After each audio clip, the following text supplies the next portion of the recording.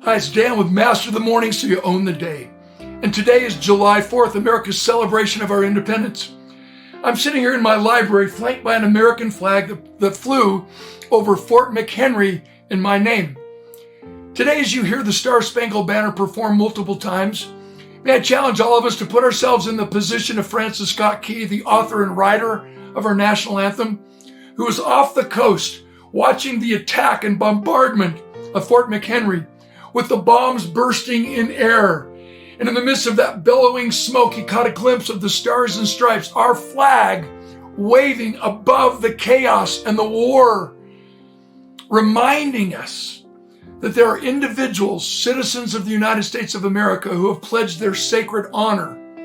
who have dedicated their life to service before self, to give up their lives if required, to defend our freedom and what America represents, which means living in America doesn't make you an American. When those 19 terrorists hijacked those planes on September 11, 2001, crashing them into buildings and killing thousands of people, they didn't attack America. They didn't try to capture landmass or overthrow our government. They attacked what we believe in. The Constitution of the United States was written and rewritten and edited and tweaked by our founding fathers, who were inspired by Almighty God to remind us from whence our actual inalienable rights come. They had escaped a king, and in that time frame in history, most countries were ruled by kings and emperors and magistrates who had believed that they had been tapped by God, tapped out to determine who got this right and who did not. And they escaped that tyranny, and under the inspiration of our Creator, collectively examined all of the existing governments in the world at that time. They evaluated all of those republics that were doing their best in self-governance, and they came together with best practices inspired and guided by our Creator to illuminate in the Constitution that every single human being is endowed by our Creator with specific inalienable rights, which means the Constitution of the United States as an inspired document is not up for debate or discussion. They illuminate those irrefutable highest universal laws governing principles that are the same yesterday, today, and forever. And our founding fathers wrote the First Amendment to guarantee freedom of speech, freedom of religion, freedom of the press, and freedom to protest. But because they knew human nature, and they knew that when someone was given a little power, when we were perhaps under the scary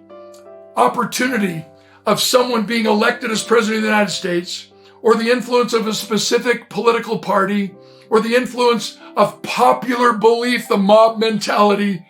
or a specific special interest group, thought that they could debate or change the Constitution to accommodate their specific opinion, our founding fathers also wrote the Second Amendment, which gives us the opportunity to defend the First Amendment if anybody wants to dilute it or take it away. May I plead with us that on this July 4th, we start making sure that we celebrate July 4th's independence 365 days a year by coming together to heal America once and for all, to understand that instead of focusing in on cultural diversity, what makes us different,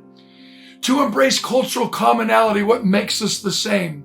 which has nothing to do with giving up our identity, has nothing to do with race, religion, gender, socioeconomic conditions, or a specific social group, popular opinion. Our flag represents every citizen of the United States of America. May we come together not as African Americans, Hispanic Americans, Asian Americans, white Americans, Native Americans. Can't we all just finally, once and for all, be Americans because we subscribe to and buy in to the irrefutable, unbelievable, non-debatable truths found in the Constitution of the United States? If this message resonates with you, may I challenge you to share it with everyone, especially those who have come into our country that we need to welcome, inspire, and empower with a desire to jump through the hoops, take the classes, and pass the tests that allow them to raise their arm to the square and be ushered in and actually welcomed in as official citizens of the United States of America, the land of opportunity where freedom and justice, peace, happiness, and love is for all.